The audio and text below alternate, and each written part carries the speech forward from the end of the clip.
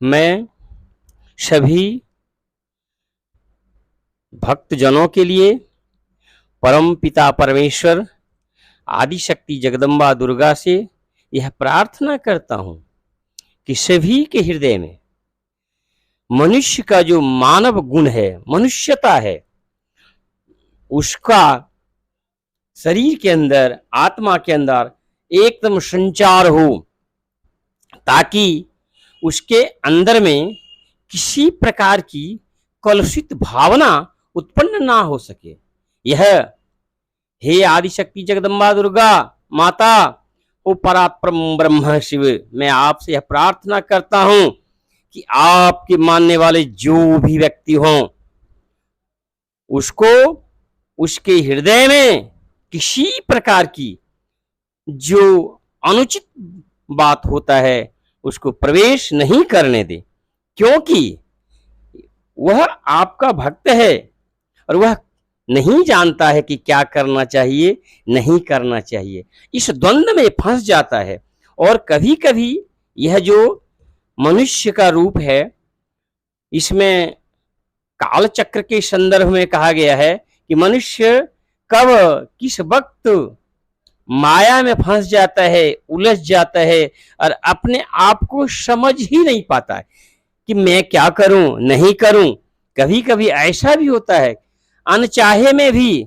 किसी कार्य को करना पड़ जाता है, क्योंकि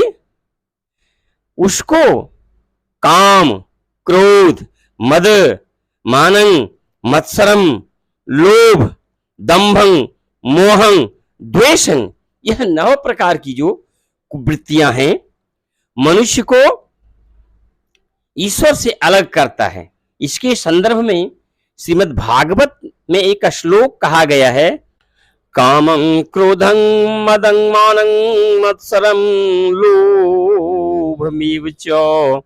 दंभं मोहं तथा द्वेषं दुर्येश्च कथावृत्तिः। ईश्वर की कथा, वृतांत, कहानी अगर कोई जानना चाहता है, उनके संदर्भ में गूढ़ा अति गूढ़ विषय को समझना चाहता है, तो उसको हर प्रकार से अपने आप को संभाल कर रखना पड़ेगा। जैसे कमल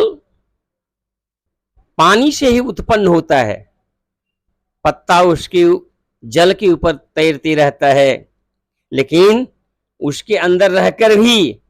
पानी उसको कुछ बिगाड़ नहीं सकता। उस प्रकार यह सांसारिक मोह माया में रहकर भी, सब कुछ होकर भी अपने आप को संभाले। और मनुष्य को यह जो माया है, जिसको इस प्रकार से कि अगर रावण जगन्माता सीता को अपनी मां की समान प्रतिष्ठा दिया होता और उनके साथ अगर पत्नी भाव का जरा सा भी हृदय में कलुषित भावना, जो दुर्व्यवहार है, उसको उत्पन्न नहीं होता, वह पांडित में परिपूर्ण ब्राह्मण कुल में पैदा होने वाला रावण का सर्वनाश नहीं होता। द्रौपदी महाभारत की कहानी है कि साथ चीरहरण हुआ। अगर वहां दुशासन अगर उनके साथ दुर्व्यवहार नहीं किया होता तो सर्वनाश नहीं होता। इसलिए सभी व्यक्ति को यह ध्यान रहे, एकदम इससे बचना चाहिए। और जो बच गया, जो संभल गया, वह समझ ले कि ब्रह्म को जीत लिया, क्योंकि यही सबसे सर्वनाश का कारण बनता है। और यह तो मैं संक्षेप में कह रहा हूं, इसके ऊपर भी कभी वक्त आएगा तो विशद विवेचन करूंगा। उसके बाद क्रोध, तो जो कामी पुरुष होते हैं या स्त्री होती है, उसको क्रोध जल्दी होता है, क्योंकि वह जो भी सोचता है अपने हक की ही बात सोचता है। अपने सामने वाले या जो परोक्ष में रहने वाले हैं व्यक्ति या कोई जीव हो, जानवर भी है, तो उसके हित के लिए कभी नहीं सोचता है और मद में चूर हो जाता है और गलतियों का अम्मार करती जाता है। एक के बाद दो, दो के बाद तीन, तीन के बाद चार और चार पांच होते गया, फिर उसकी एक आदत बन जाती है। आदत बनने के बाद वह अपने जीवन काल में मान समझ लेता है कि यही मेरी प्रतिष्ठा है, यही मेरी मान है, यही मेरी इज्जत है, और उसमें वो बहता जाता है और जिसको पगलपना कहते हैं उसके ऊपर सवार हो जाता है भूत, और हर वक्त लोभ में ही फंसता जाता है कि जो भी हो मेरा ही हो, दूसरे का एक तनिक नहीं हो, जो हो मेरा ही हो। इसका एक उदाहरण से और स्पष्ट रूप से समझ सकते हैं। महाभारत के युद्ध में सारे लोग गए, नारायण गए, ब्रह्मांड नायक श्री कृष्ण जाके समझाते हैं, हे दुर्योधन, कम से कम 5 गांव ही इसको दे दो, इसी में अपना जीवन यापन करेंगे और उसी संतुष्ट रहेंगे। लेकिन वह दुर्योधन नहीं माना था और भगवान श्री हरि विष्णु केशव से कहा था कि सुई युद्ध के अग्रभाग के बराबर हे कृष्ण मैं इसको नहीं दूंगा। सुई अग्रेण दातुभ्यं बिना युद्धे न केशव, हे केशव मैं युद्ध के बिना कुछ नहीं दूंगा, क्योंकि उसके ऊपर जो सवार हो गया था दंभ का, घमंड का और मोह हो गया था कि सारी दुनिया की जो ताकत है मेरे अंदर है और मैं सबको जीत सकता हूं, और दुष्टता से इतना ओतप्रोत हो गया था, इतना भर गया था, यह संसार सूरज उदय होने के बाद भी उसको कुछ दिखाता ही नहीं था। चंद्रमा की शीतल छाया में भी उसको अंधकार दिखाई देता था। सिर्फ यही कारण है कि उसको हृदय में एक ही भावना उत्पन्न हो गया था कि जो कुछ भी हो मेरा हो, यही उसके अंदर भर गया था। यह जो उदाहरण है, इससे प्रत्येक मनुष्य को यह सोचना चाहिए कि जो इतना ताकतवर था उसके साथ कौन नहीं थे। भीष्म पितामह थे, कृपाचार्य थे, कर्ण भी थे, ब्रह्मांड की सारी शक्तियां उसके साथ थी, फिर भी हार क्यों हुआ? यह गलत रास्ता का वो चयन किया था जिसके कारण उसका सर्वनाश हुआ। तो मेरा कहने का तात्पर्य यह है, सभी से यह प्रार्थना करता हूं, ईश्वर से भी मैं प्रार्थना करता हूं, हे कि ईश्वर अपने भक्त को यह 9 प्रकार की जो कुवृत्तियां हैं, 9 प्रकार का जो मनुष्य को अपने ओर खींचते रहता है,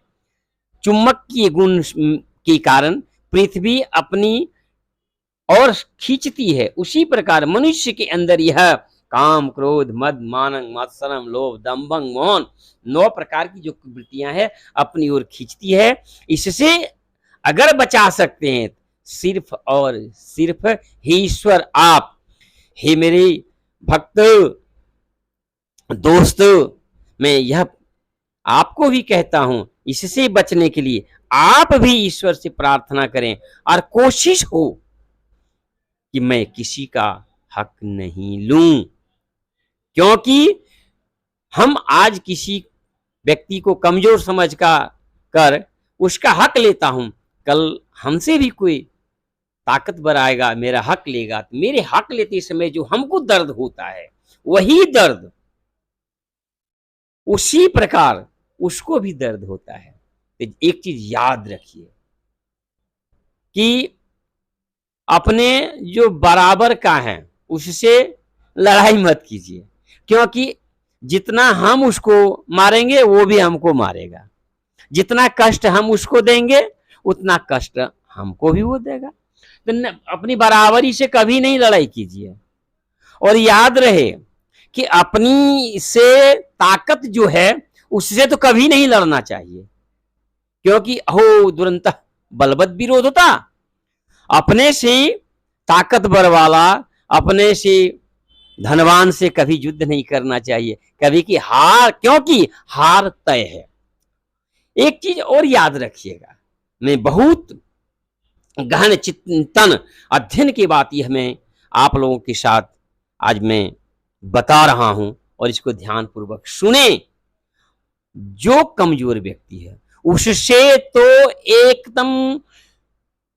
सोच लीजिए कि 100 किलोमीटर दूर रहिए, 10 किलोमीटर, 20 किलोमीटर, 25 किलो, 100 किलोमीटर दूर रहिए, 100 कोस दूर रहिए, क्योंकि गरीब के साथ जो अन्याय करता है उसके लिए परम पिता परमेश्वर, आदिशक्ति जगदम्बा और परम पिता श्री कृष्ण, ब्रह्मा, विष्णु, इंद्र, जितने सारे देवता हैं, समाज, परिवार, देश, काल, परिस्थितियां सारी उन गरीब के साथ होता है, और उसको जीतना मुश्किल है, हार तय है। तो मेरा यह कहने का मतलब है,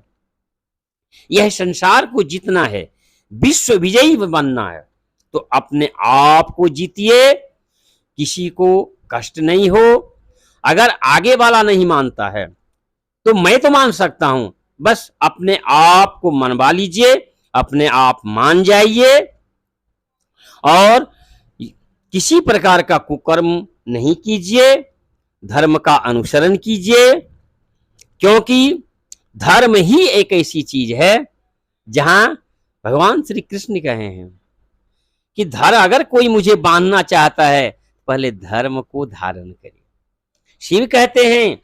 अगर मुझे कोई पकड़ना चाहता है तो धर्म की मार्ग पर आए। आदिशक्ति जगदम्बा कहती हैं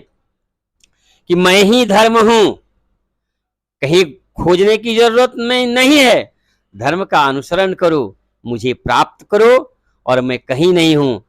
जैसे छाया जब बनता है, धूप में चलते हैं या प्रकाश में चलते हैं तो छाया साथ चलता है ना, उसी प्रकार ईश्वर भी हम सबों के साथ हैं, छाया के रूप में, जिसको हम लोग समझ नहीं पाते हैं। इस छाया रूप में जो ईश्वर हमारे साथ हैं, उस ईश्वर को समझिए और हर समय उनका अनुसरण कीजिए, उनसे प्रार्थना कीजिए। प्रातः काल, सोते समय, जागते समय, उठते समय, हंसते समय, बोलते समय, लड़ाई के समय ईश्वर का नाम लीजिए और अपने आराध्य देव की प्रार्थना कीजिए कि लड़ाई से दूर रहें तो कष्ट नहीं होगी, आनंद